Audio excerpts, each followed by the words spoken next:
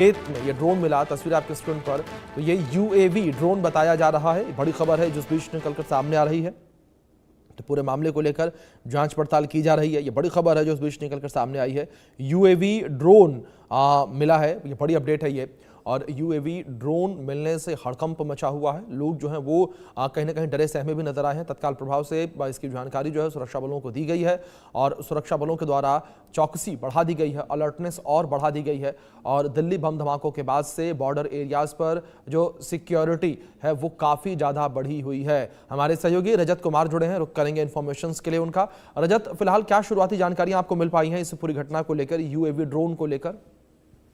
जी बिल्कुल, जैसा कि हमें मालूम है कि जैसलमेर जो है वो एक सरहदी इलाका है और भारत पाकिस्तान सीमा के बिल्कुल नजदीक में जो है रामगढ़ इलाका पड़ता है। इस रामगढ़ इलाके में चक संख्या 3 पर 70 माइल पर ये ड्रोन मिला है। बेसिकली ये ड्रोन जो है फिलहाल एक यूएवी बताया जा रहा है, जो कि अनमैनर्ड एरियल व्हीकल होता है, जिसमें किसी प्रकार का कोई पायलट नहीं होता। हालांकि यह स्पष्ट नहीं हुआ है कि ड्रोन अभी किस दिशा से आया है, लेकिन तकनीकी खराबी से ये गिरा है या किसी अन्य उद्देश्य से इसे यहाँ भेजा गया, उसकी जांच अब शुरू कर दी गई है। फिलहाल मैं आपको बता दूं कि जांच दल जो है वो मौके पर पहुंचने वाला है और वहां पर पहुंचने के बाद ही ये पुष्टि हो सकेगी कि क्या यह ड्रोन बॉर्डर पार से आया है या नहीं। और मैं ये साझा करना चाहता हूं कि जो सुरक्षा एजेंसियां हैं उन्हें भी यहाँ सतर्क कर दिया गया है, क्योंकि यह इलाका अंतर्राष्ट्रीय सीमा के नजदीक आता है। तो यहाँ हर गतिविधि की जो है सुरक्षा की दृष्टि से अत्यंत संवेदनशील मानी जाती है।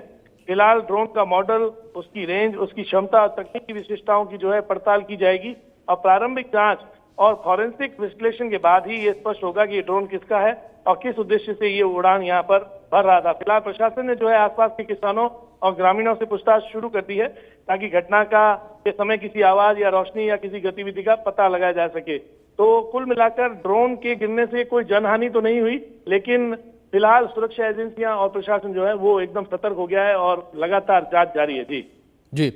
दूसरी ओर अगर रजत बात की जाए इस ड्रोन को लेकर, क्या सुरक्षा बलों के द्वारा कुछ कहा गया इस ड्रोन को लेकर? जिस तरीके से यूएवी ड्रोन ये कहा जा रहा है, क्या ये बॉर्डर एरियाज पर निगरानी रखे हुए था या किस तरीके की घुसपैठ कर रहा था? या कई बार हमने ये भी देखा है कि बॉर्डर पार से, यानी कि पाकिस्तान से कई बार भारत जो नशे की खेप है वो भी ड्रोन के माध्यम से भेजी जाती है।